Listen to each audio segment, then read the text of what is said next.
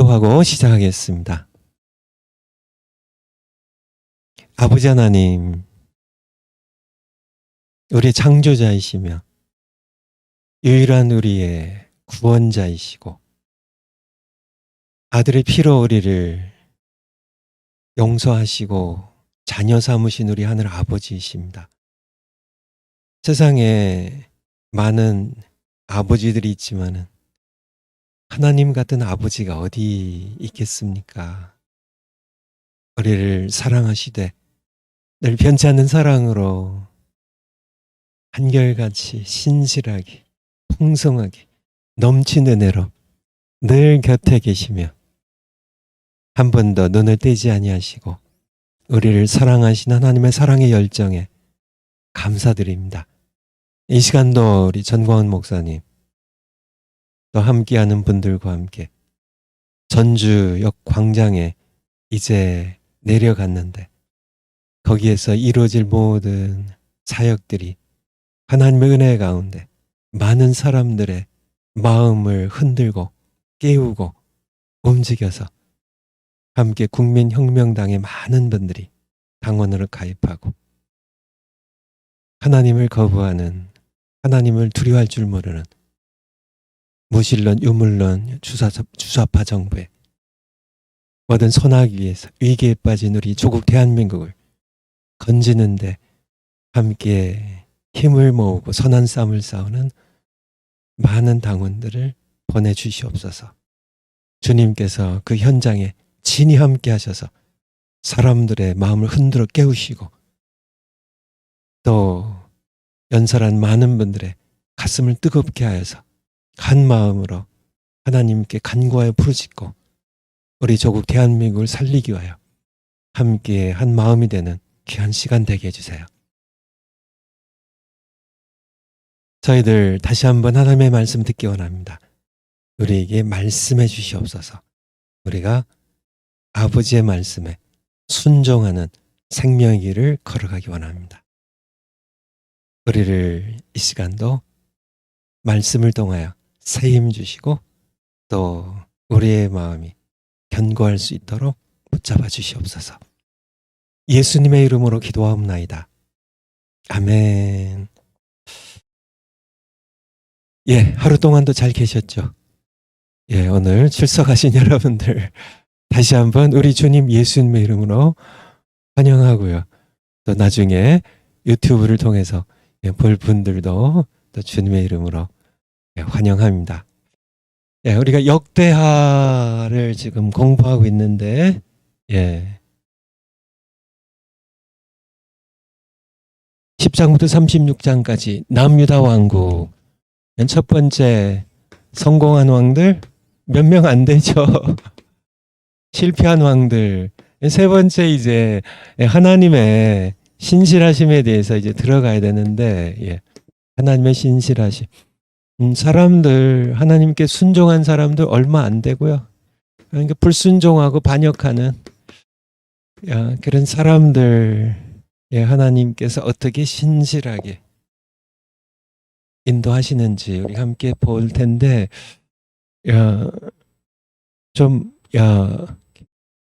한 번 더 좀 짚고 넘어가야 될 것 같아서요. 네, 길에 대해서 여러분들 생각해 보셨나요? 길. 길 쉽게 생각하기 쉽지만은, 길이 굉장히 중요해요. 길이. 우리 생각하는 것보다 훨씬 더 중요해요. 성경에서도 길에 대하여 엄청 많이 말씀하고 계세요. 길에 대하여. 그런데 길이 두 길이 있어요. 두 길이. 우리가 어제도 계속 봤던 게 두 길인데요. 어떤 길이에요? 어떤 길? 예. 순종의 길이에요? 예. 불순종의 길입니다. 이 길은 어떤 길이에요? 생명의 길이에요. 신명기 30장에 있는 것처럼 생명의 길입니다. 신명기 30장이에요. 내가 너희 앞에 두 길, 생명과 복의 길, 그리고요 사망과 화의 길 예, 두었다고. 15절이에요. 예. 생명과 복의 길. 예. 다음에요. 야, 사망과 저주의 길, 멸망의 길. 야, 서리에게 엄청 많아요. 신명기 30장뿐만 아니라 그냥 시편의 첫 주자가 뭐예요? 150개의 시편 이끌어가는 첫 시편이 시편 1편이죠. 시편 1편 6절에 보면 무릇 어떤 길은요? 누구의 길은? 의인의 길은 누가 인정하세요? 여호와께서 인정하시나? 악인의 길은 망하리로다. 두 길이에요, 두 길. 어제도 봤죠. 어제도 마태복음 7장에 13절인가요? 예수님께서 이제 산상순을 마무리하는 거기에 예수님께서 좁은 문으로 들어가라고요. 두 길이 있습니다. 생명의 길이 있고요. 멸망의 길이 있어요. 근데 생명의 길은 문도 좁고 길이 협착하다고요.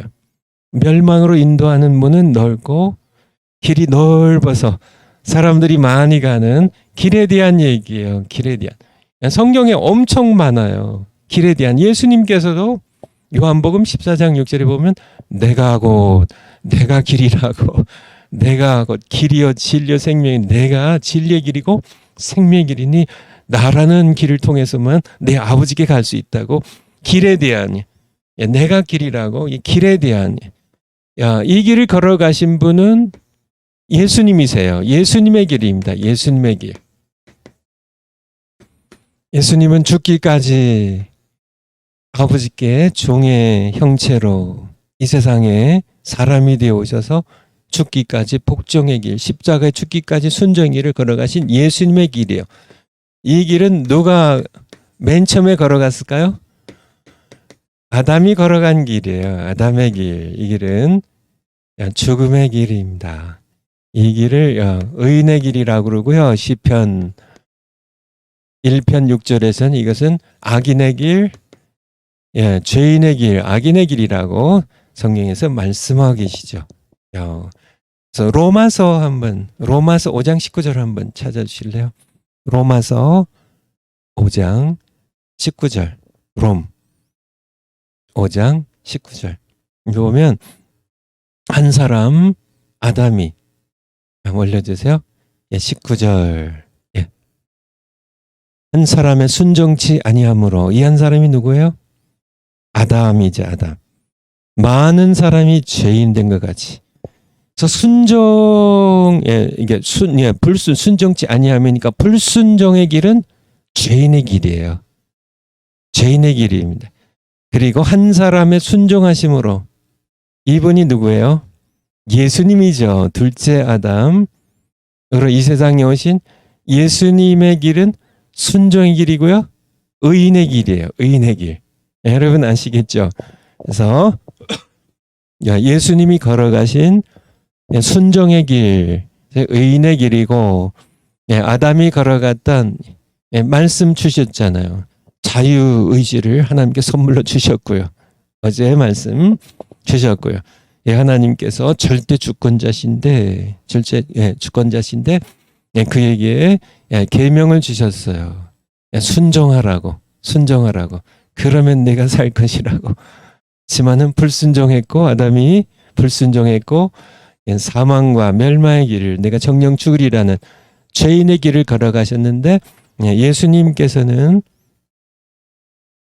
사람의 대표가 되셔서 순종하셨어요. 죽기까지 온전히 순종하셔서 생명의 길이 되어주셨습니다. 소리가 한 사람의 순종하심으로 많은 사람이 의인이 되었다고 하신 말씀처럼 우리를 의인 되게 하셨죠. 여러분들 여러 해 전에 아마 꽤 됐죠. 여러 해 전에 헨리 블랙캅이라는 목사님의 베스트셀러가 되었던 책이죠. 하나님을 경험하는 삶.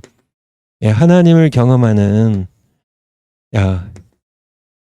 아마 여러분들도 대부분 읽었거나 성경 공부를 하셨을 텐데 저도 책뿐만 아니라 그 성경 공부 교재도 함께 나와서 성경 공부를 여러 번 우리 성도님들에게 하나님을 경험하는 삶, 많은 그러한 성도님들이 하나님을 경험하고 싶어 하거든요. 하나님 살아계신데요. 하나님은 목석이 아니시잖아요. 하나님은 살아계시는데요. 말씀하시니까 우리가 듣고 싶고요. 그렇죠? 하나님을 만나 뵙고 싶고, 하나님과 함께 교제하면서 하나님의 주시는 말할 수 없는 사랑을 맛보고 싶고요. 하나님을 뵙는 그 영광을 좀 맛보고 싶고, 살아계신 분인데 우리가 어떤 목석에 사람의 손으로 만든 신들처럼 그렇게 경험할 수 없는 그런 신이, 죽은 신이 아니라 살아계신 하나님 경험하고 싶은데 왜 많은 분들이 하나님을 경험하지 못할까? 그래서 우리 헨리 블랙가비 목사님의 하나님을 경험하는 삶 책을 제가 생각난 대로 간략하게 요약을 해드리면은, 첫 번째, 하나님께서는 우리 주변에서 항상 일하신다는 거예요. 우리 주변에 항상 일하고 계세요. 항상 일하고 계십니다. 성경에도 나와 있죠. 요한복음 5장 17절에 보면 내 아버지께서 일하시니, 5장 17절입니다. 내 아버지께서 일하시니, 17절에 예수님께서 안식일에 병자들 고치고 하니까 유대인들이 왜 안식일에 왜 병자를 고치냐? 그때 예수님 하신 말씀입니다. 내 아버지께서 이제까지 일하시니. 이것의 정확한 의미는 내 아버지께서는 창조 이래로 계속 일하고 계신, 지금까지 이제까지 일하고 계시니 나도 계속 내 아버지와 함께 일한다는 그런 뜻이에요. 늘 우리 곁에, 여러분 곁에 늘 일하고 계세요. 우리를 구원하신 하나님, 또 다른 영혼들 구원하시기 위하여, 그리고 그의 백성들이 성숙해 가도록 양육도 하시고, 위험한 일 처하면은 보호도 하시고, 삐뚤어진 길 가면은 책망도 하시고, 하나님 계속 일하신 분입니다. 이것이 전제가 되어 있는 거죠. 늘 우리 곁에서 일하고 계세요. 일하고 계신데, 하나님께서는 그의 백성인, 그의 양인 우리와 함께 살고 사랑의 관계를 맺고 함께 일하기 원하세요. 함께 교제하기 원하세요. 함께 일하고 함께 살면서 교제하기 원하시기 때문에 하나님께서는 우리에게 말씀하시고 또 보여주시고 그분의 일에 초청한다는 얘기예요. 일하고 계신데, 지금 늘 하시는데 하나님께서 나와 같이 좀 일하자. 나와 같이 좀. 아무개가 나를 이렇게 죽어도 안 믿는데 참 그 사람은 좀 이렇게 나는 구원하고 싶은데 불쌍하잖아요. 하나님께서 사랑하시니까. 참 이런 일 내가 하고 싶은데, 내가 참 대한민국을 구원하고 싶은데, 참 이제 전주역 광장에서 내가 이런 일을 하고 싶은데, 늘 하나님께서는 일하고 계세요. 어제는 광주에서 일하셨고요. 우리 주변에서 늘 일하세요. 늘 일하시는데요. 그의 백성이요, 그의 자녀요, 그의 양인 우리와 함께 하고 싶어 하세요. 함께. 일을 통해서요. 함께. 그래서 말씀하시고 그가 어떤 일을 하는지를 보여주시고, 여러분의 주변을 살펴보세요. 보여주실 거예요. 말씀해 주실 거예요. 그래서 그 일에 참여를 초청하신다는 얘기예요. 그래서 일단 우리가 하나님의 하시는 일을 보거나 말씀을 들으면은, 하나님께서 함께 일하신 초청을 받으면은 우리 마음에는 갈등이 생긴다는 거예요. 갈등이 생겨요. 그래서 모세도 한번 보세요. 모세도 우리 헨리 블랙가비 목사님의 하나님을 경험하는 삶의 그림에 나온 사람이 모세죠. 보면 하나님께서 출애굽기 3장에서요. 나타나시잖아요. 양을 치고 있던 그런 모세에게 야, 내 신을 벗으라고. 모세야, 모세야. 내가 선 땅은 거룩한 땅이니 내 발에서 신을 벗으라고 하시고, 내가 너를 바로에게 보내어 내 백성을 이끌어 나와서 이 산에서, 시내 산에서 나를 예배하게 할 것이다. 가라 모세, 가라 모세. 그런 찬양도 있죠. 가라 모세, 바로를 향하여 가서 내 백성을 끌고 나와라. 그때 모세가 뭐예요? 하나님께서는 이스라엘 백성들이 애굽에서 신음하며 노예 생활할 때 일하고 계셨어요. 모세를 키우셨어요. 일하고 계셨어요. 계속 일하고 계셨습니다. 하나님께서는 혼자 일하셔야 되는데요, 모세를 초청하세요. 말씀하세요. 불꽃으로 보여주세요. 초청하세요. 나와 함께 출애굽이라는 내 백성을 해방시키는 일에 초청하세요. 함께 일하시자고. 모세가 어떻게 해요? 갈등하죠. 갈등합니다. 여러분들, 모든 게 다 마찬가지예요. 사사기에 우리가 공부했죠. 기드온을 부르실 때도 나는 가장 작은 지파, 므낫세 지파, 가장 작은 집에 사람이 아닙니까? 해서 망설이죠. 내 같은 게 무슨 13만 5천 명의 이 거대한 미디안 군사를 어떻게 내가 싸워서 이길 수 있겠습니까? 항상 하나님께서는 미디안의 압박으로부터 그의 백성들을 구원하는 일을 하고 계세요. 혼자 일하시지 않고 항상 초청하세요. 우리를 기드온처럼, 기드온처럼, 모세처럼 갈등해요. 엘리야, 다 마찬가지입니다. 다 마찬가지. 성경에 갈등하는 내용이 기록 안 된 사람들도 있지만은 다 갈등합니다. 왜냐하면 하나님께서 하시는 일은 우리의 생각으로는 그래 가지고 되겠습니까?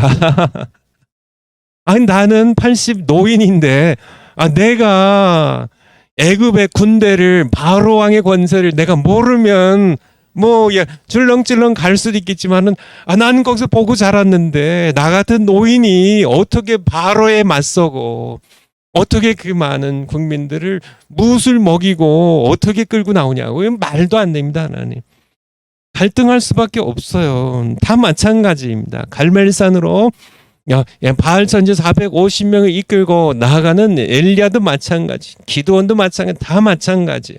우리도 마찬가지 갈등할 수밖에 없다는 얘기예요.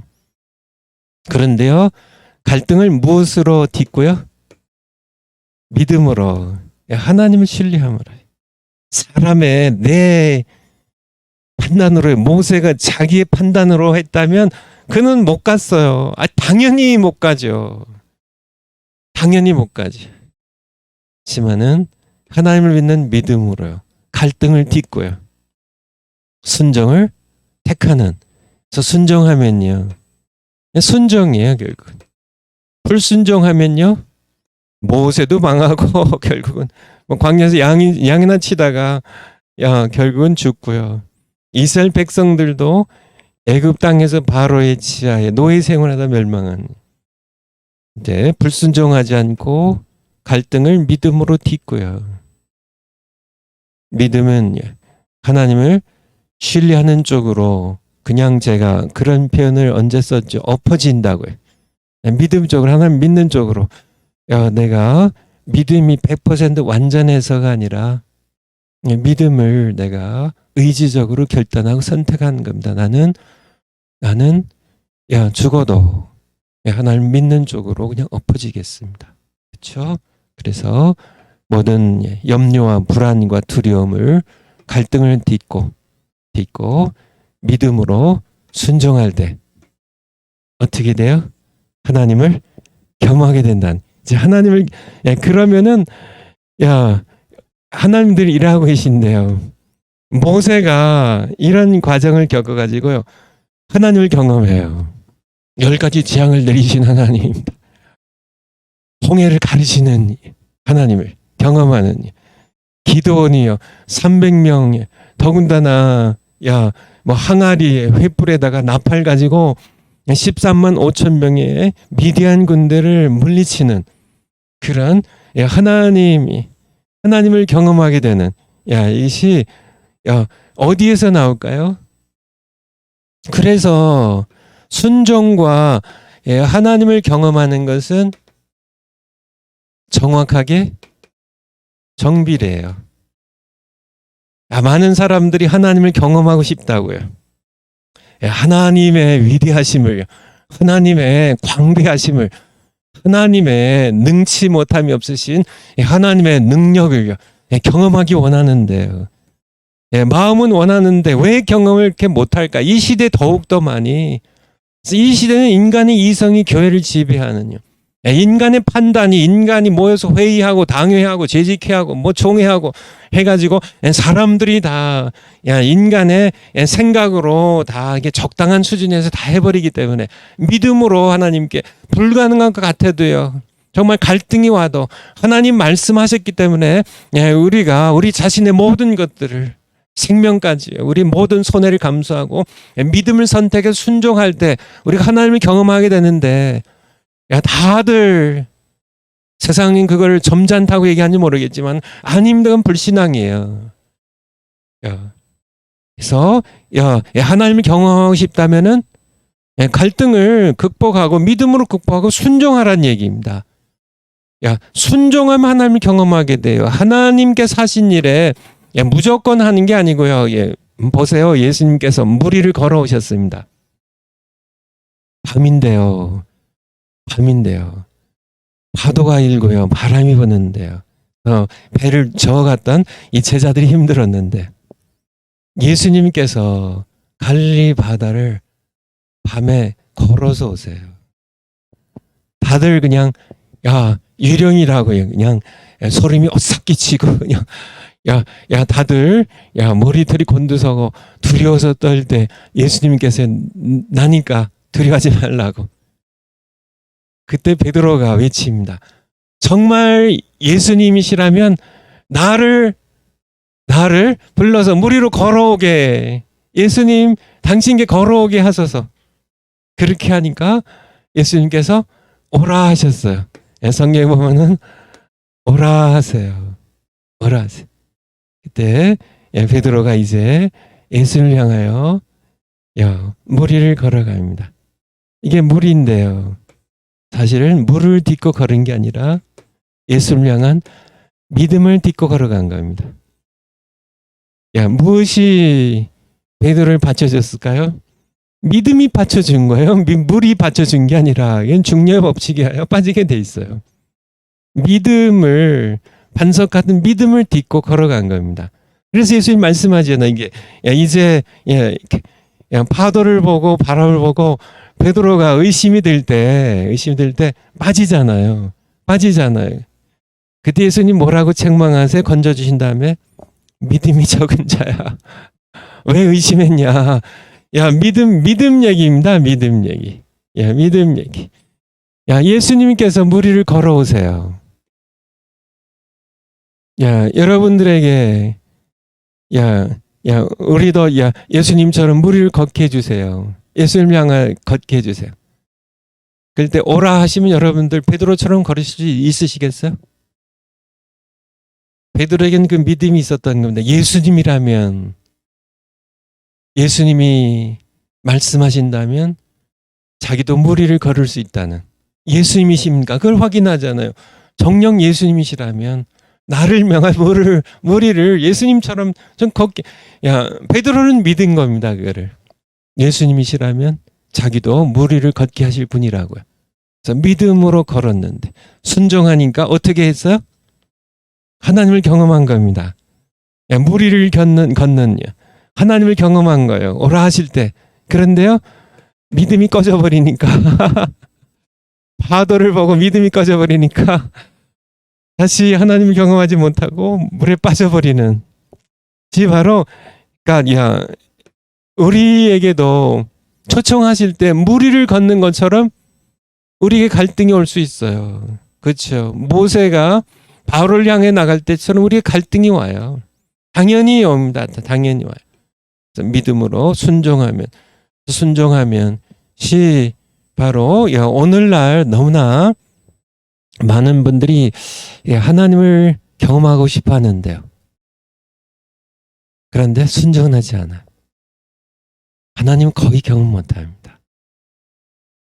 하나님께서 특별한 경우가 아니면 경험 못해요. 성경 한번 보세요. 다 믿음으로 순종한 사람들이에요. 다 이렇게 목회하실 때 하나님을 경험하고 싶으세요? 우리 목사님들도 계시죠? 사모님들 계시죠? 강의 들으시는 가운데. 또 교회 섬기시는 중직으로 섬기신 장로님들 계시죠? 우리 권사님들, 기도 많이 하신 권사님들 계시죠? 그런데 왜 우리가 하나님을, 그건 살아계신 분인데요. 살아계신 분인데. 왜 우리가 살아계신 하나님을 내 하나님으로, 내 아버지로 뒀는데 왜 우리가 하나님을 경험하는 것이 이렇게 약할까? 왜 이렇게 미미할까? 때로는 거의 없을까? 오늘날 교회들이 왜 이렇게 전락했을까? 문제는 바로 순종에 있다는 겁니다. 순종이. 하나님은 지금도 우리 곁에서 계속 일하고 계세요. 우리를 초청해서 함께 일하시려고 말씀하시고 보여주고 계세요. 여기 단계에서 벌써 듣지 않고 보지 않는 그런 성도들이 많고요. 그냥 점프해가지고 하나님만 경험하고 싶어하는. 그런데 하나님 그렇게 안 하세요. 의미가 없기 때문에 그렇죠. 선한 일을 이룰 수가 없기 때문에 그렇죠. 그분의 일에 우리를 초청하기 원하시고, 그래서 말씀하시고 보여주시죠. 늘 초청하실 때, 근데 하나님의 초청은 항상 우리의 갈등을 가져와요. 믿음으로 극복하고, 우리가 순종할 때, 순종. 그래서 제가 작년 여름부터 늘 얘기 드린 것처럼, 신앙생활은 바로 순종의 삶이에요. 말씀드렸잖아요. 구원을 설명하려면 두 단어. 믿음과 은혜. 이 두 단어 없이는 구원을 설명할 수 없습니다. 하나님의 은혜와 그의 반응인, 그 은혜에 대한 반응인 우리의 믿음입니다. 이 두 단어 없이 어떻게 구원을 설명할 수 있겠어요? 그런데 구원 이후에 우리 신앙생활은 한 단어입니다. 이 단어 없이는 신앙생활이 설명이 안 돼요. 그냥 하나님의 말씀에 순종하지 않고 교회 생활하는 것은 종교 생활입니다. 그것은 불교에 가든지 회교, 이슬람교, 힌두교, 세상의 종교에 가도 그런 건 얼마든지 할 수 있어요. 그건 종교 생활이에요. 신앙 생활은 하나님, 살아계신 하나님과 그의 백성과의 관계 속에서 이루어진 거거든요. 신앙생활은 순종이에요. 한마디로 순종입니다. 순종 없는 신앙생활은 불가능해요. 그건 종교생활입니다. 껍데기에 불과해요. 사람들의 열심으로 하는, 아무리 열심히 교회에서 봉사를 하고 교사를 해서 자녀들을 가르치고 찬양대 열심을 내고 커피를 끓이고 음식을 하고 청소를 하고 심지어 선교를 가고 한다 할지라도 그것은 종교적인 열심이에요. 종교적인 열심입니다. 하나님께서는 그러잖아요. 마태복음 7장에 제가 종종 말씀드린 것처럼 그날에 많은 사람들이 나더리로되, 마태복음 7장이요. 많은 사람들이 나더리로되 22절인가요? 7장 22절인가요? 주여 예수님 내가 주의 이름으로 선지자 노릇하며 주의 이름으로 권능을 행하고 주의 이름으로 귀신들 쫓지 않았습니까? 모르세요. 그렇게 자신 있게 얘기할 때 예수님께서 뭐라고 얘기하신다고요? 내가 너를 도무지 알지 못하니 내가 선지자 노릇했니? 내 이름을 써가지고 내가 귀신을 쫓았니? 그거는 너의 종교적인 열심이었어. 나랑은 상관이 없는. 내게서 떠나가라고 그렇게 말씀하시는데, 많은 사람들이 그런다고요. 많은 사람들이, 그 많은 사람들 가운데 여러분이 속하면 안 된다는 얘기예요. 그 그것을 가름하는 것이 뭘까요? 순종이라고요. 순종이라. 믿음으로 하나님의 은혜의 선물을 받은 사람들의 신앙생활은 순종이에요. 이것이 신구약 성경 예수님께서 걸어가신 예수님의 길입니다. 죽기까지 십자가 복종하신 길. 예수님께서 우리에게 보여주신 길이에요. 그런데 그런 얘기 들어보셨나요? 하나님께 온전히 복종한 한 사람을 통하여 하나님께서 얼마나 큰 일을 이루실 수 있는지 보여준 사람 중에 한 분이 드와인 무디라는 분입니다. 무디. 미국의 유명한 전도자죠. 무디가 어떤 사람이라고요? 하나님께 온전히 순종한 한 사람을 통하여, 하나님께 온전히 순종한 모세 한 사람을 통하여, 기도원 한 사람을 통하여, 하나님께서 얼마나 큰 일을 이루어 주실 수 있는지를 보여준 사람이 무디라는 그런 얘기를 들어본 적이 있는데, 무디는 원래 열심히 있는 사람이에요. 자기 친척이 경영하는, 보스턴에서 경영하는 구두 파는데 점원 노래요. 초등학교도 졸업 못하고 그냥 가서 점원 노릇하다가, 그러다가 주일학교 선생님을 통하여 그가 회심을 하게 됩니다. 구원을 받아요.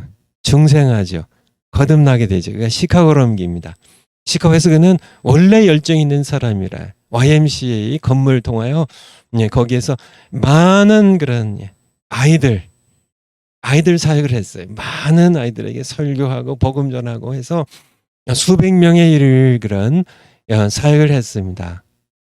그래서 나름대로 어린이 사역에 대단한 그런 자부심도 갖고 있었던 그런 무디에게 어느 날 중년 여성 2명이 무디를 만나게 됩니다. 그래서 무디 선생님, 당신에게 필요한 것이 있는데 성령 세례 받으세요. 그의 전기에 보면 무디가 기분 나빠해요. 화를 내요. 그리고 지나갔는데요. 자꾸 그것이 마음에 걸리는 거예요. 그래서 다시 만나게 되죠. 그래서 무디는 성령 세례를 요즘 존광 목사님 통하여 우리에게 주신 말씀처럼 성령 세례를 받아야 된다는 사실을 그가 깨닫게 돼요. 그래서 무디가 순종의 길, 성령 받으라고 예수님 말씀하시잖아요. 성령 받으라.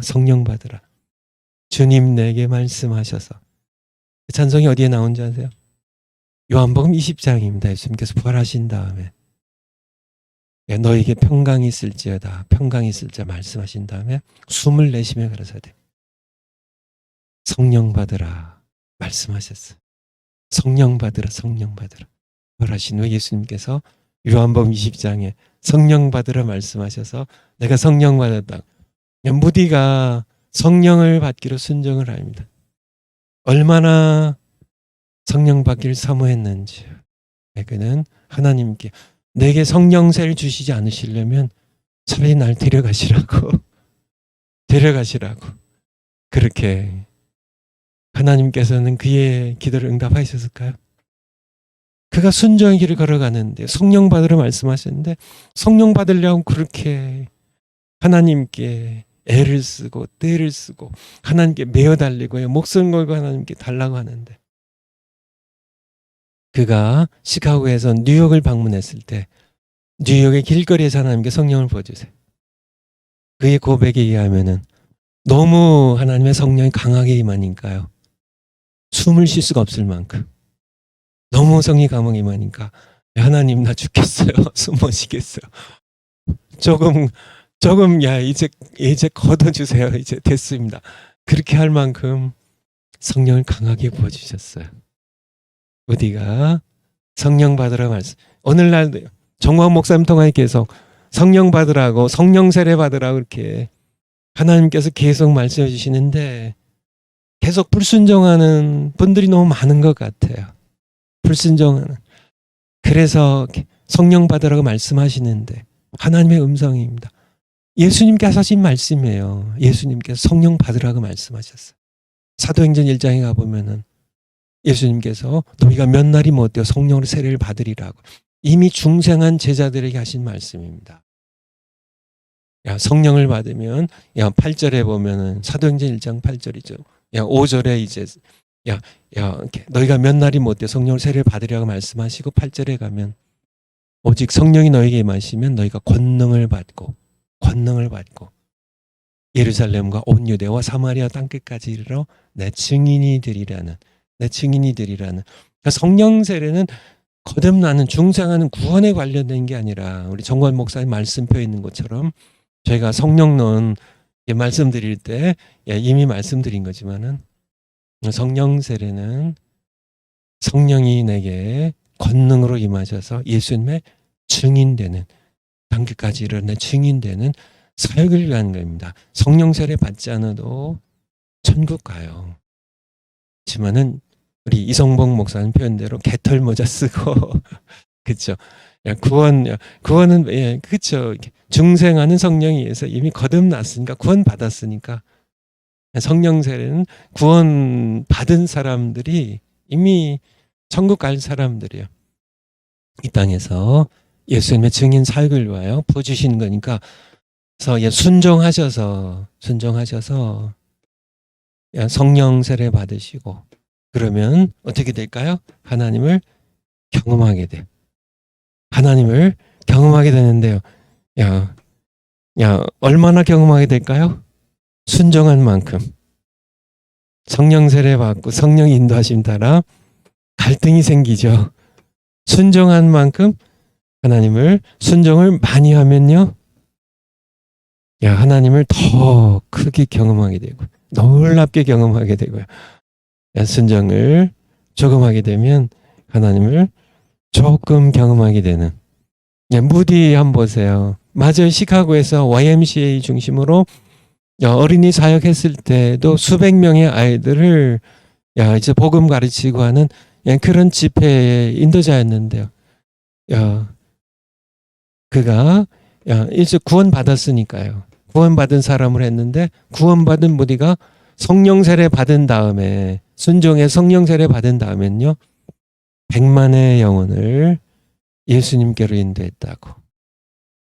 그러니 한 사람이 하나님께 온전히 순종할 때, 순종을 깊이 크게 할 때 하나님께서는 무디처럼, 모세처럼, 정광 목사님처럼 그렇게 하나님께서 크게 쓰신 하나님을 깊게 경험하게 된다는.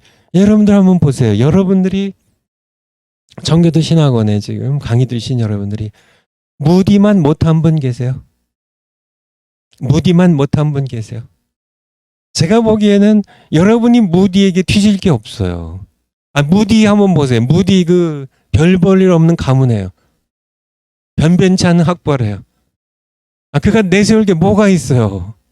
무디 그가 뭘 보나 학벌을 보나 혈통을 보나 그의 뭘 보나 여러분들이 뒤질 게 없다니까요. 무디와 우리의 차이는 순종의 차이예요. 학벌의 차이가 아닙니다. 능력의 차이가 아니에요. 순종의 차이예요. 순종의 차이입니다. 순종한 만큼 하나님 경험해. 순종한 만큼 하나님께 쓰세요. 하나님께 순종하는 그릇을 하나님께서는 쓰세요. 그래서 남유다 왕들 누가 성공했어요? 공식이에요. 순종한 왕들이 성공했어요. 누가 실패했어요? 불순종한 왕들이 실패했습니다. 정확한 공식이에요. 정확하게요. 아니, 팥 심었는데 콩이 나올 수가 있어요? 아닙니다. 전부 믿음으로 순종하면은 성공이 나와요. 실패가 나오지 않아요. 이것은 자연 법칙처럼 신령한 법칙도 정확하다는 순종입니다. 제가 며칠 동안 계속 순종하는데 전에도 순종하는데 제가 구원받기 전에는 은혜와 믿음입니다. 복음 듣고요. 내가 하나님의 은혜 선물을 믿음으로 받는. 하지만은 구원을 받은 이후에는, 중생한 후에는, 그 다음에는 우리가 순종해야 돼요. 순종이, 신앙생활은 순종이 전체입니다. 순종을 우리가 바르게 잘 하려면 성령 세례를 받아야 된다는 거죠. 우리는 그렇게 했고요. 우리는 좀 부족하죠, 아직도. 그런. 그래서 여러분들, 제가 이렇게 순종에 대해서 계속 말씀드리는데, 우리가 뭐 역대하 공부를 좀 이게 몰라도 돼요. 이게 시험 문제 벌써 이렇게 제가 지난주에 우리 웅지 간사님께 드렸는데, 웅지 간사님 그러더라고요. 목사님 시험 너무 쉬워요. 쉽게 내드렸어요. 쉬워요. 그리고 쉽게 여러분들 아마 받아보면 잘 이렇게 시험들 잘 통과하실 수 있을 거예요. 걱정, 적어도 제가 낸 문제들은 걱정 안 하셔도 될 거예요. 아마 다른 분들도 그렇게 하셨을 거예요. 우리가 역대하 공부하고 구약 개론, 뭐 역사서 공부하고, 이것보다 더 중요한 것은 성경에서 하나님께서 말씀하실 때 선악을 알게 하는 나무 열매를 먹지 마라 하시면, 아담과 하와가 네 하나님 그렇게 할게요. 그리고 뱀이, 사탄이 그거 먹어, 너 하나님처럼 돼, 그렇게 해도 그냥 물러가라. 뭐 그들이 아직 예수님의 이름 몰랐겠지만은 예수님의 이름 명하는데 사탄아 물러가라. 아예 그냥 초동부터, 처음부터 그냥 다 끊어버려야 되는 겁니다. 혹시 그렇지 않을까 하고 이렇게 조금 한 걸음 발을 디디면 그게 문제죠. 그냥 다 끊어버리는 거예요. 그냥 순종의 길이에요. 하나님께 순종하고 오직 하나님을 경배한 거 외에는 나는 어떤 것도 난 원치 않는다는 그런 길을 우리가 걸어가야 되겠죠. 우리 그러면은 여기까지 좀 이렇게 정리를 하고요. 순종, 우리 하나님의 신실하심 드디어 이제 가도록 하겠습니다. 하나님의 신실하심. 이스라엘 백성들은 너무 신실하지 않았어요. 이들은 신실할 왕이래야 다윗, 여호사밧, 히스기야, 요시야 정도고요. 42명의 왕 가운데 한 4명 정도 빼고는 이렇게 조금 좀 이렇게 하나님 앞에 신실한 모습 보이다가 강성해지니까 또 하나님께 불순종한 길을 걸어간 왕들이 조금 있고, 나머지 거의 대부분은 전부 다 하나님께 불순종하는 길을 걸어갔습니다. 그럼에도 불구하고 하나님께서는 끝까지 신실하셨다는 얘기예요. 그의 백성들이 끊임없이 하나님을 배반하고 우상 숭배하고 이방 풍습을 따라가는 그런 우상의 재물을 먹고, 심지어는 자기 자식들을 우상에게 불로 태워 번제를 드리면서 가증하고 악한 길을 걸어갈 때 동성애들을 하고 성적으로 문란하고, 관원들이, 권력 가진 자들이 가난한 백성들을 탄압하고 불의하게 죽이고 착취하는 그런 일들이 벌어지는데, 그런 백성을 죄로 인하여, 탐욕을 인하여, 정욕으로, 성욕으로 인하여 더럽혀지고 죄로 인하여 타락한, 정말 똥보다도 못한 그런 백성을 하나님께서는 끝까지 신실하게 지키세요. 똥 얘기가 나와서 죄송한데요. 갑자기 나온 얘기입니다. 아니, 여러분들, 그게 좀 그런가요? 아니, 똥을 여러분들 이렇게 신실하게 잘 간직할 수 있어요? 근데 이스라엘 백성들은 사실은 똥보다 더 더러웠어요. 사실 저도 그렇고 우리가 그런 모습입니다. 똥은 그래도 그냥 죄 지은 인간의 탐욕처럼, 바리새인들이 겉은 깨끗했지만은 예수님 말씀하시죠. 너희 속은 탐욕으로, 정욕으로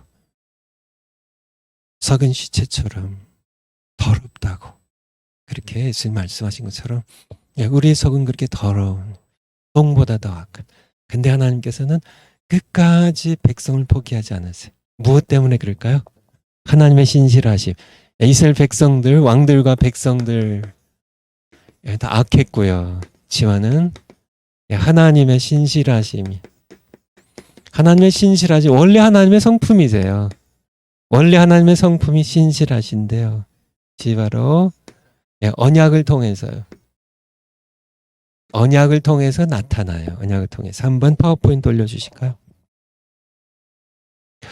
하나님의 신실하심, 역대하 통해서 마지막으로 보는 겁니다. 요거 끝나면 이제 에스라서 갈 거예요. 에스라, 그리고 느헤미야, 에스더. 6월 30일까지 끝내야 되는데요. 그렇게 끝내도록 이렇게 할 거예요. 끝내도록. 그래도 마무리를 져야 되기 때문에 조금 덜 중요한 것들을 생략하더라도 에스더까지 꼭 끝내도록 하겠습니다. 그래서 역대하 이제 마지막, 우리가 이제 그냥 계속 역대하게 보면서 계속 백성들의 속썩이는 모습들, 뭐 우상 숭배하고 하나님 거역하고 이방의 풍습을 쫓아가고 뭐 우상들 숭배하고 계속 성전을 더럽히고 이렇게 하나님을 예배하는 것을 무시하고 그런 내용이 계속되는데, 거기에 하나 드러나는 것, 하나님의 그럼에도 불구하고 신실하게 백성들을 지키시고 포기하지 아니하시는 사랑을 계속 베푸시는 하나님에 대하여 한번 다시 파워포인트 한번 올려주실까요? 돌아오라고. 왜냐하면 그게 길이잖아요. 길. 멸망의 길이야. 사망의 길입니다. 신명기 30장에서 말씀하신 것처럼 사망과 저주와 멸망의 길을 백성들이 걸어가니까 하나님께서 어떻게 해요? 선지자들을 보내시는데 언제까지요? 마지막까지 보내세요. 마지막까지. 하나님께서 징기에 매를 트시기 마지막 때까지. 그리고요, 가끔 보내세요. 가끔 생각나면 한 명씩 보내세요. 아니요, 부지런히 보내세요. 부지런히. 하나님의 신실하심이에요. 오늘날도 마찬가지다. 하나님께서 예수님 재림 전까지, 마지막까지 부지런히 선지자들을, 목사님들 계속 보내시고 선교사들 계속 보내실 거예요. 뭐 하라고요? 돌아오라고요. 우리 역대하 24장 19절부터요. 대하. 하나님께서 어떻게 하셨는지, 마지막까지 범죄하는 왕, 범죄한 백성에게 24장 19절. 19절 올려주세요. 그러나 여호와께서 선지자를 저에게 보내사, 이게 직접 상대는 여호와스인데요. 여호와스 왕에게 보내사 불순종하는 길을 걸어가는. 처음에는 하나님께 순종 잘했어. 근데 하나님의 은혜로 번성하고 강성해지니까, 약간 불순종의 길을 걸어갈 때 하나님께서 선지자를 저에게 보내사 다시 자기에게 돌아오게 하려 하심에 선지자들이 저에게 경계하나. 여호야다 제사장이 살아있을 때는 잘했는데요. 그 후에 여호야다가 죽은 다음에 그렇게 되는 거죠. 하나님께서 그를 통해 살려주셨는데 듣지 아니하니라. 듣지 않는다는 것. 순종의 시작은 듣는 데 시작된다고요. 20절에 24장 29 다음 절. 이에 하나님의 신이 제사장 여호야다의 아들, 여호야다가 제사장이 나이가 많아 죽었죠. 아들 스가랴 선지자 감동시키심에 자가 백성 앞에 높이 서서 저희에게 포로후시 데스가리하고는 다른 인물입니다. 높이 서서 저희에게 이르되 여호와께서 말씀하시기를 너희가 어찌하여 여호와의 명령을 거역하여 스스로 형통치 못하게 하느냐 하셨나니 너희가 여호와를 버린 거로 여호와께서도 너희를 버리셨느니라 하나. 하나님께서 성령을 통하여 하나님의 말씀 전했는데요. 21절에 보면 무리가 함께 귀하고 왕 요아스의 명을 쫓아 여호와의 성전 뜰 안에서 돌로 스가랴 선지자를 쳐서 죽여요. 그래서 그렇지만은 하나님께서 계속 보내신다는 얘기. 우리 36장 역대와 같은 역대 36장 15절 16절에 보면 하나님께서 36장 15절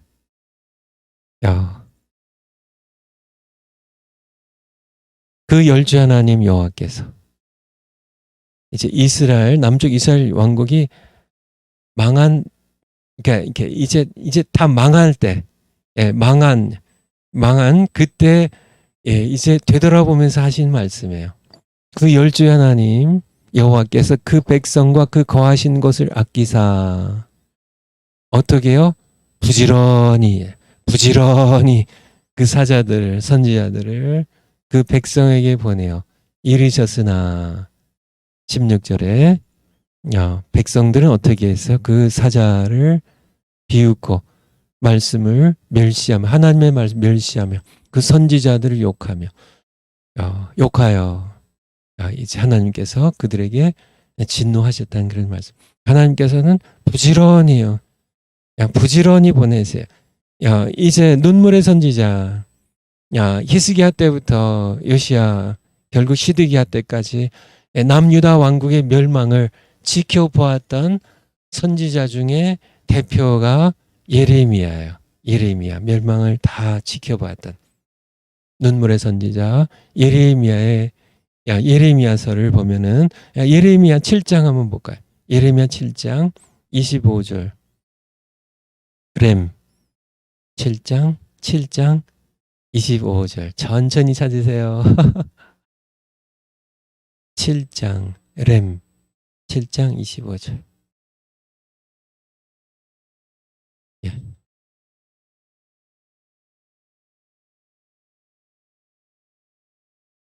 렘 어이인가요? 어이로 우리 구약 성경에 예. 아까는 왜 안 됐나요? 잘 했는데 이 컴퓨터가 문제가 있나 봐요. 7장 25절 너희 열조가 애굽 땅에서 나온 날부터 출애굽 때부터죠. 오늘까지 나라가 다 멸망할 때까지 내가 내 종 선지자들을 너희에게 보내었을 때 어떻게요? 부지런히 보내었으나 26절에 너희가 나를 청종치 아니하며 귀를 기울이지 아니하고 목을 굳게 하여 너희 열조보다 듣지 않아 청종이란 단어 들을 청이죠.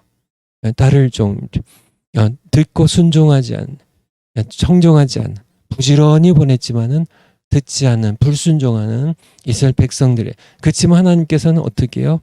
마지막 때까지 마지막 한번 예레미야 보세요. 예레미야서를 보시고 예레미야 선지자가 어떻게 했는지 마지막까지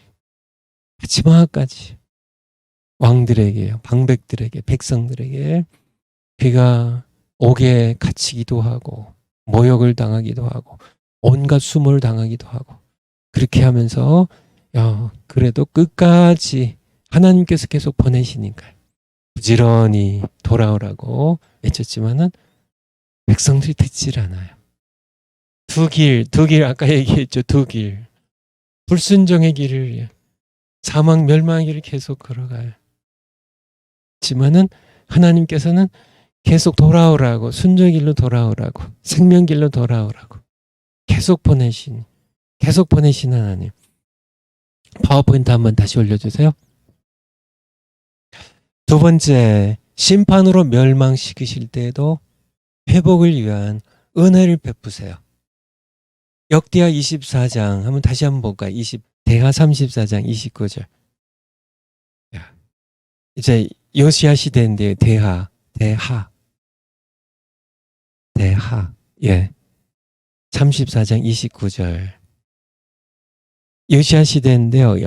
이때 이제 왕이 성경을 읽고 올려주세요. 예, 왕이 이제 요시야 왕이 성전 수리하잖아요. 대제사장이 성경책 발견하잖아요. 그래서 이제 사반에게 주니까 사반이 왕에게 읽어드리고 왕이 옷을 찢고 회개를 하고 자기만 회개한 끝난 게 아니라 백성을 불러 모아서 함께 신앙을 회복하는 부흥의 시간을 가져. 29절에 보면 요시야 왕이 유다와 예루살렘의 모든 장로들을 불러 모으고요. 또 30절에 여호와의 성전에 올라가며 유다 모든 사람과 백성들 다 불러 모아요. 제사장들과 레위 사람들 모든 백성을 다 남녀노소하고 다 불러 모아요.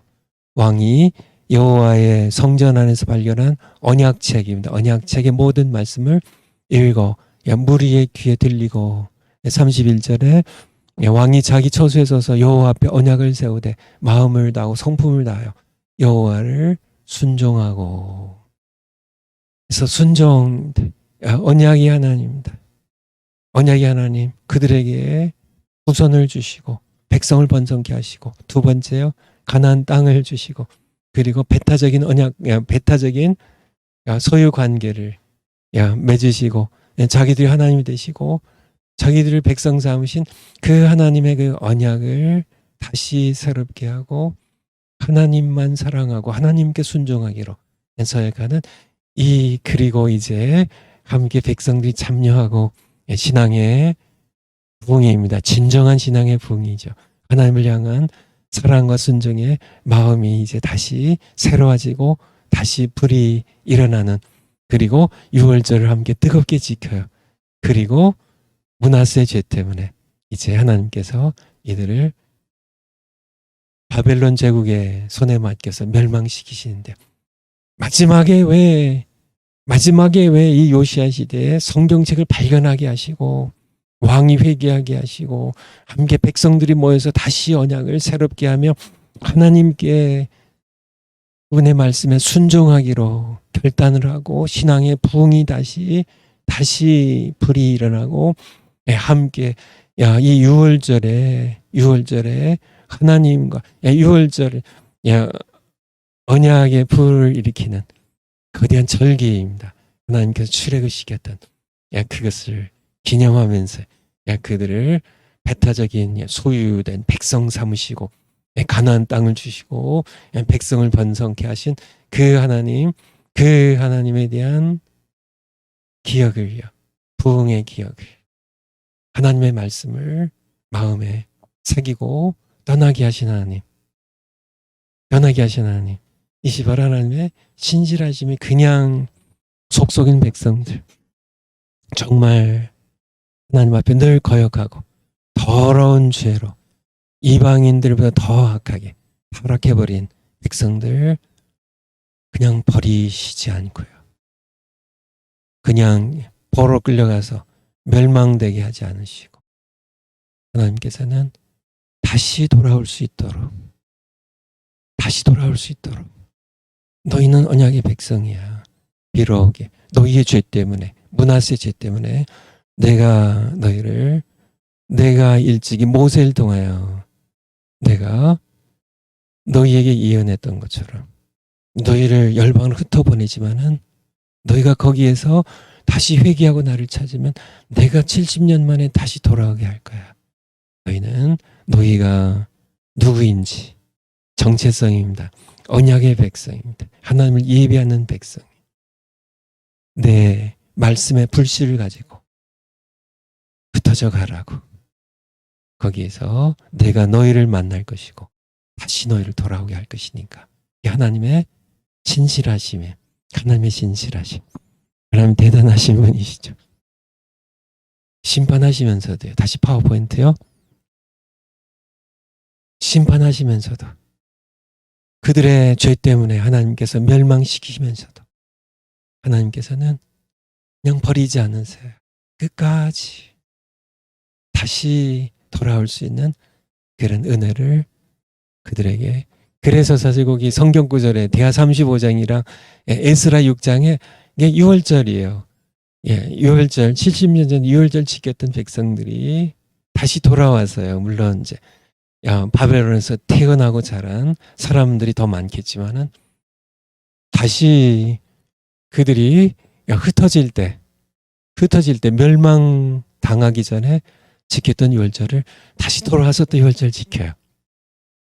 바로 하나님께서는 미리 6월절의 절기에 기쁨을 맛보게 하시고 그것을 마음속에 간직하게 하시고 불씨를 감직하게 하시고 다시 돌아오게 하셔서 6월절 지키게 하셨다는 겁니다. 세 번째, 왕과 백성이 자기를 버리고 언약을 깨뜨렸어도 언약을 깨뜨리면 그냥 깨진 겁니다. 그래서 하나님께서 그냥 버리시면 돼요. 하나님께서 깨뜨린 게 아니니까. 백성이 깨뜨렸으니까. 왕들이 깨뜨렸으니까. 네, 언약을 백성들 깨뜨렸는데 하나님께서는 그녀 언약을 지키세요. 이것이 하나님의 신실하심이에요. 첫 번째, 언약의 세 가지 있죠. 후손, 땅. 우리가 창세기 할 때 계속 기억나세요? 배타적인 관계. 후손, 땅, 배타적인. 이게 이제 창세기 약속하시고 이제 애굽에 보내서 출애굽하게 하셔가지고 이제 그러니까 레위기, 민수기, 신명기를 거쳐서 여호수아로 있나요? 이제 땅을 차지하게 하시고 땅을 분배하게 하시고 소유된 백성이 나는 너희 하나님이 되고 너희는 내 백성이 된다는 그런 나의 다른 신들이 내게 있게 하지 말라는 그런 이 소유된 백성, 배타적인 소유된 백성을 돌아오게 하시는 언약을 끝까지 지키세요. 후손을 남기세요. 우리 성경 우리 역대 36장 대하 36장 20절 36장 대하 36장 20절 노예로 끌려갑니다. 그런데 올려주세요. 이제 성전이 다 불탔어요. 수많은 사람들이 죽었어요. 그들의 죄의 대가죠. 그런데 무릇 칼에서 벗어난 자를 저가 바벨론으로 사로잡아가매 무리가 거기서 갈대아 왕과 그 자손의 노예가 되어 바사국에 이제 바벨론 제국 시대고요. 이제 시대가 바뀌어서 페르시아 제국이 주재할 때까지 이르니라. 비록 노예가 됐지만은 하나님께서 그 백성을 진멸시키질 않으세요. 진멸시키질 않으세요. 다시 돌아오게 하세요. 후손을 남기세요. 우리 성경이 이사야서 한번 볼까요? 6장 이사야 6장 11절 6장 11절 올려주세요. 내가 가로되 주여, 하나님과 이사 선지의 대화입니다. 내가 가로되 주여 하나님 어느 때까지니까 대답하시되 성읍들이 이 유다와 예루살렘 성읍이 황폐하여 거민이 없으며 가옥들에는 사람이 없고 이 토지가 전폐하게 되며 이제 전쟁에 바벨론 제국 군대예요. 그렇게 황폐되고 12절에 사람들이 여호와께 멀리 옮기어서 이 땅 가운데 피한 것이 이 언약의 땅 가나안 땅은 피한 것이 많을 때까지니라. 이스라엘 백성들이 전부 멀리 포로 끌려가서 이 언약의 땅 가나안 땅은 많이 황폐해질 것이라고 13절. 그런데요 그 중에 10분의 1이 오히려 남아 있을지라도 이것도 삼 키운 바 될 것이나 많이 죽어요. 일부만 남아요. 그런데 그것도 삼키워져요. 노예가 되어버려요. 그런데 밤나무, 상수리 나무가 배임을 당하여도 그 구루터기에 남아있는 것 같이 이스라엘이 언약을 버렸어요. 깨뜨렸어요. 그래서 하나님께서는 그 언약대로요. 밤나무와 상수리 나무를 베어버리듯이 언약의 백성 이스라엘을 베어버렸어요. 그런데 하나님께서 그냥 죽이시지 않고 구루터기를, 이렇게 나무를 베면요, 나무에 구루터기가 남고 뿌리가 남지 않아요. 그래서 다시 싹이 나오게 하는 것처럼 그 구루터기가 남아있는 것 같이 거룩한 씨가 이 땅에 구루터기니라고 하나님께서 말씀하세요. 두 번째입니다. 땅을 파워포인트. 땅을 하나님께서 언약의 두 번째가 땅이잖아요.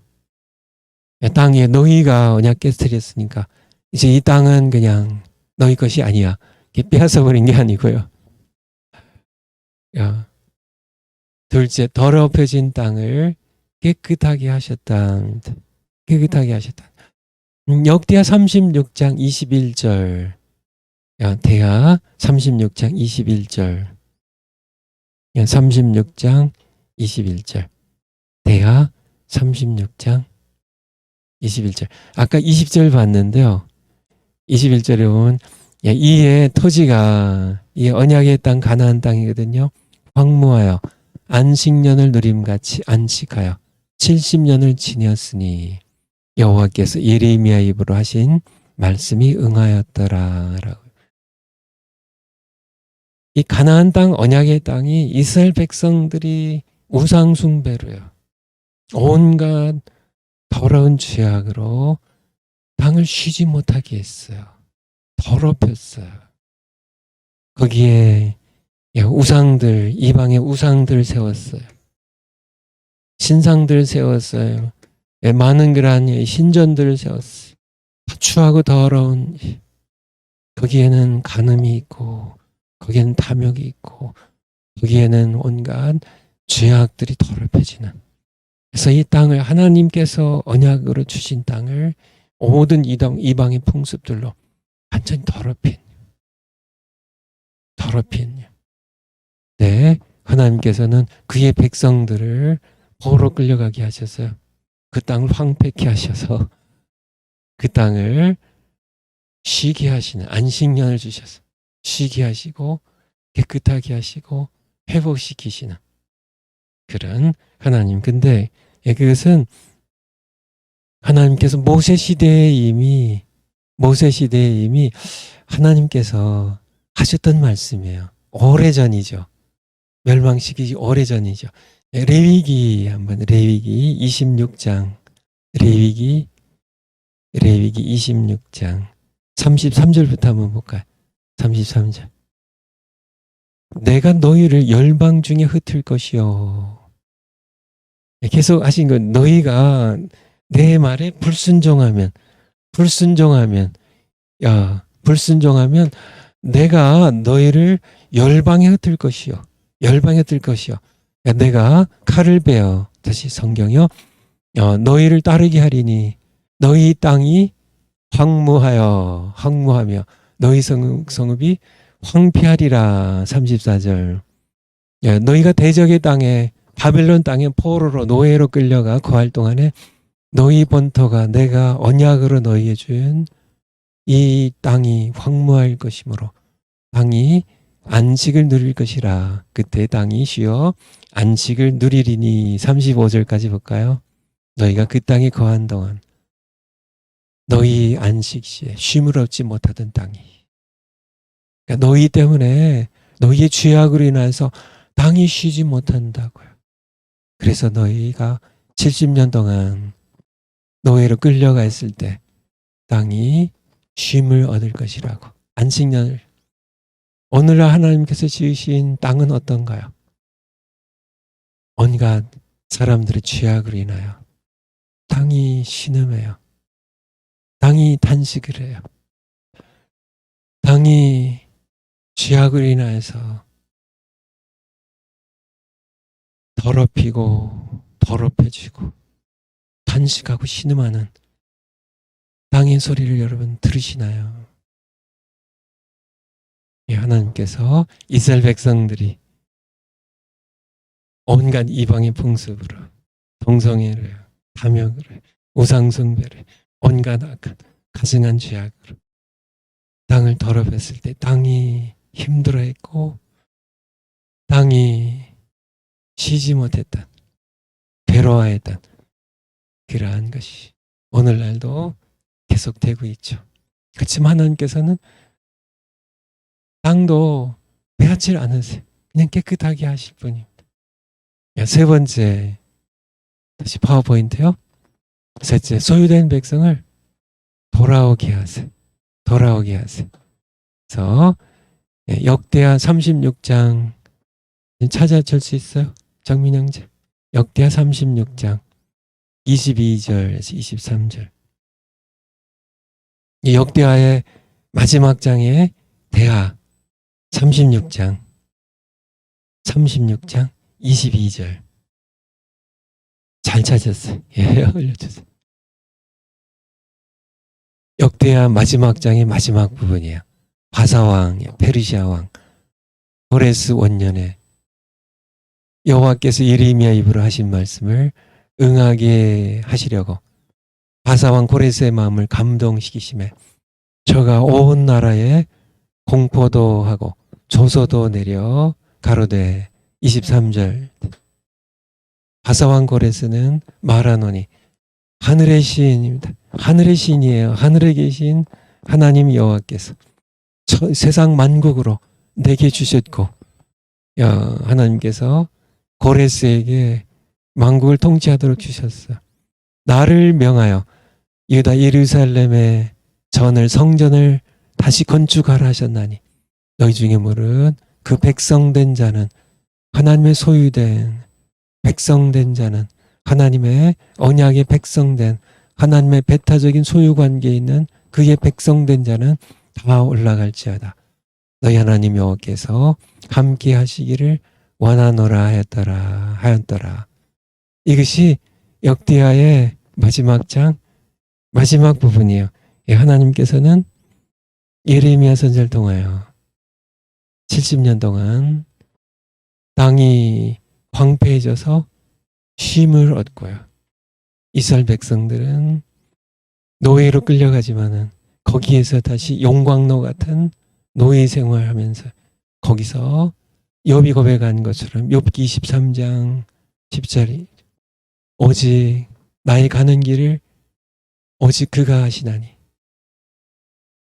그가 나를 단련하신 후에는 내가 어떻게요? 정금같이 나으리라는 이러한 고백처럼 이스라엘 백성들을 하는 길 얘기가 나오네요. 나의 가는 길을 오직 그가 하시나니 길 얘기예요. 하나님께서 포로의 길을 노예의 길을 걸어가게 하셨어요. 고통의 길이에요. 정말 풀무불에 고통당한 것처럼 이렇게 70년 동안 바벨론에서 풀무불에 시달리게 하셨어요. 근데 거기서 하나님께서 그를 단련하셔서 정금 같은 신앙으로요. 정금 같은 신앙으로 그들을 나오게 하셔서 되돌아오게 하시고 후손들 거룩한 씨로 그루터기로 다뤄하게 하시고 땅은 다시 정결케 하시고요. 그의 소유된 백성을 삼으셨음을 우리에게 말씀하게 해서 파워포인트 다시 올려주실까요? 네 번째, 돌아온 백성을 통해 메시아가 태어나게 하셨다. 하나님의 신실하심입니다. 언약을 끝까지 지키신 하나님. 백성들 편에서 깨뜨렸어도 하나님께서는 너희가 깨뜨렸으니까 나도 깨뜨린다. 그렇게 하지 않으시고 하나님께 끝까지 지키세요. 끝까지 지키세요. 그래서 우리가 살아남는 거죠. 그리고 돌아오게 하신 거로 끝나는 게 아니고요. 하나님께서 마지막 술을 드시죠. 마지막 술입니다. 이것이 하나님의 언약의 완성을 위한 마지막 수요, 결정적인 수죠. 바로 돌아온 백성들의 혈통을 통하여 메시아가 태어나게 하세요. 메시아가 태어나게 하세요. 이것을 통하여 하나님께서는 그의 언약을 완전하게 이루시고 그 언약을 통하여 이방인은 우리도 구원받게 하시는데요. 마태복음, 신약성경 마태복음 1장 12절, 1장 12절. 예수님의 족보가 나오는데요. 1장 12절 한번 올려주세요. 예. 바벨론으로 이거한 후에, 그쵸, 여기에 11절에 보면 바벨론으로 이제 포로 끌려갑니다. 포로 끌려가요. 포로 끌려간 사람들이 여고냐가 요야김의 아들 요야긴이에요. 요시야의 선자예요. 여고냐와 그의 형제들을 낳으니라. 이제 이렇게 낳는다는 것은 꼭 이렇게 아버지와 아들 관계만 하는 게 아니라요. 낳는다는 표현에는 아버지와 손자 관계도 되고요. 아버지와 그러니까 이게 어떤 사람과 그의 뭐 손자, 증손자 이렇게 건너뛰는 경우도 성경에 많이 있으니까요. 그렇게 아시고요.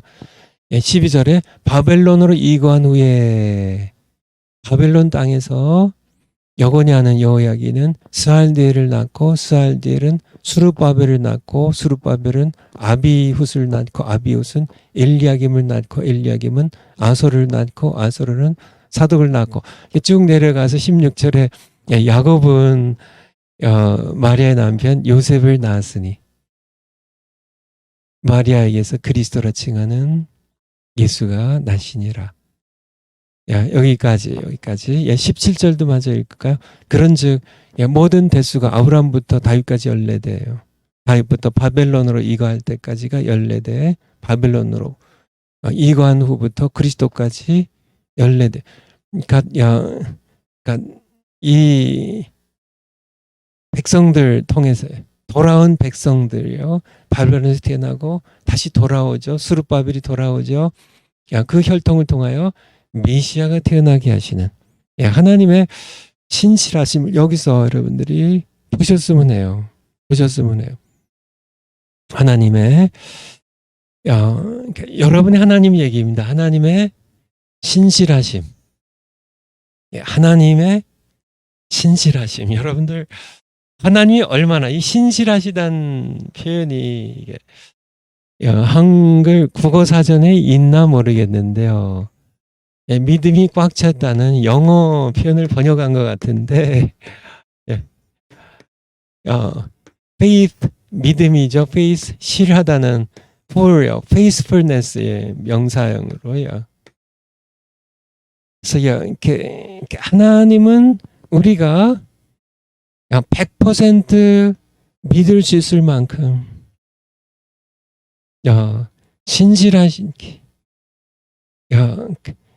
모든 것에 있어서 하나님께서는 전혀 빈틈없이 조금도 변함없이 우리가 하나님을 믿으면은 전혀 우리에게 실망시키지 않으시는 그런 하나님입니다. 그의 성품이세요. 하나님의 성품. 신실하심. 이게 얼마나 놀라운지 하나님의 신실하심은 상상을 초월하는 분이에요. 이렇게까지 하는데도 백성들이 이렇게까지 타락하는데도 버리지 않으세요. 백성들이 이렇게까지 세상에 이방 풍습에 젖어서 이방인들보다 더 악하게 우상 숭배하고 그렇게 가증스럽게 살아가고 하나님을 계속 무시하고 하나님을 저주하고 하나님을 떠나고 배반하고 이렇게 하나님의 선지자들을 그렇게 부지런히 보내셔도 핍박하고 죽이고 모욕하고 듣지 않고 불순종의 길을 걸어가는 이스라엘 백성들을 하나님께서 그렇게 포기하지 아니하시는, 그럼에도 불구하고 백성들을 버리지 아니하시는 하나님의 신실하심, 그 신실하심 결국은 그의 아들까지 보내시는, 그의 아들을 보내시는. 우리 히브리서 한번 1장 히브리서 1장 1절 히브리서 1장 1절부터 1장 옛적의 선지자들로 여러 부분과 여러 모양으로 우리 조상들에게 말씀하신 하나님이 그렇죠. 하나님께서 부지런히 선지자들을 여러 모양으로 여러 부분에서 계속 여러 시대에 끊임없이 부지런히 하나님께서 이전 시대에 보내셨는데 우리 조상들은요 어떻게 했어요?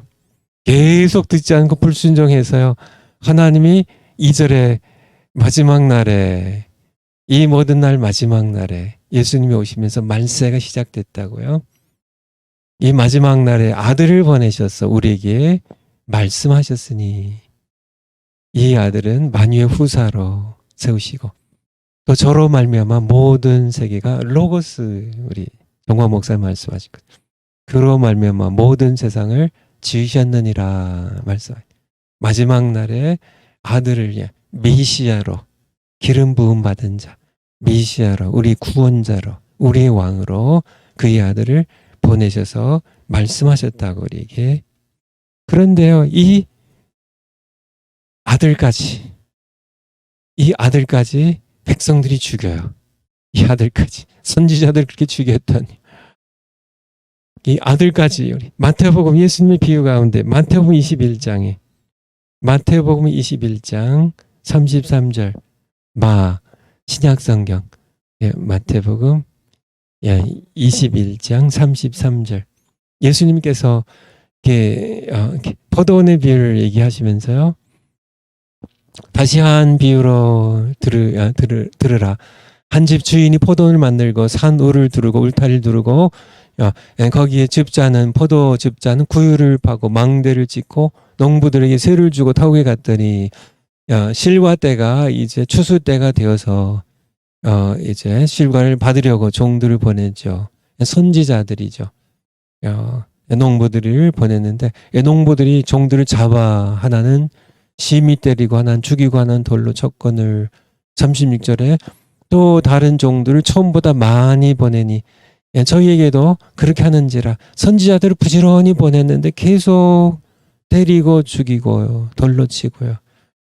보내고 또 보내도 또 그렇게 해서 마지막으로요. 37절에 자기 아들을 보내세요. 상속자입니다. 농부들이요. 이스라엘 백성들이 죄인들이요. 그 아들을 보고 메시아로 이 땅에 오신 하나님의 아들을 보고 서로 말하되 이는 상속자니 자 죽이고 그의 유업을 차지하자 하고 그래서 그를 39절에 잡아서 내어쫓아 죽였습니다. 십자가에 못 박혀 죽으시게 되죠. 그래서 예수님의 비유 가운데 그런데요 하나님께서는 제가 이렇게 씨름 선수 가운데 가장 기억에 우리 한국의 이렇게 전통 우리 씨름이죠. 씨름. 참 씨름은 좋은 스포츠예요. 이 씨름에 씨름할 때 가장 이렇게 씨름 선수 기억난 사람이 있어요. 강호동. 그래서 저는 강호동 씨름하는 거는 제가 미국에 계속 있었기 때문에 이렇게 그동안 뭐 이렇게 목회하면서는 거의 뭐 그러니까 TV가 없었어요 집에. 그래서 못 봤기 때문에 기억에 남는 사람은 이만기예요. 이만기.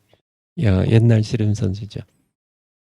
네, 이만기 씨름의 절정은 뭐냐면은 뒤집기예요. 이게 뭐라고 씨름 이렇게 역전시키는. 그래서 이게 뭐 이만기가 이렇게 키가 큰 편은 아니거든요. 그래서 이제 뭐 상대편이 해가지고 이만기를 이렇게 넘어가서 이만기가 거의 넘어가는데 이 발을 디뎌가지고 이렇게 뒤집기를 해버려요. 상대방을 거의 넘어가는데 이만기가 이제 거의 땅에 닿을 것 같은데 뒤집어가지고 상대방을 먼저 넘어뜨리는 이 역전의 기술이 제가 보기엔 최고예요. 세계. 한국 경기니까 이게 씨름은 세계 최고죠. 한국 최고면. 하나님은 역전시키는 그런 정말 놀라운 분이세요. 놀라운 분이세요. 그래서 선지자를 부지런히 보내셨잖아요. 백성들이 끊임없이 죽이고 돌로 치고요. 마지막에 그 아들을 보내셨잖아요. 아들까지도 상속자녀 우리가 죽이고 차지하자고 이 세상을.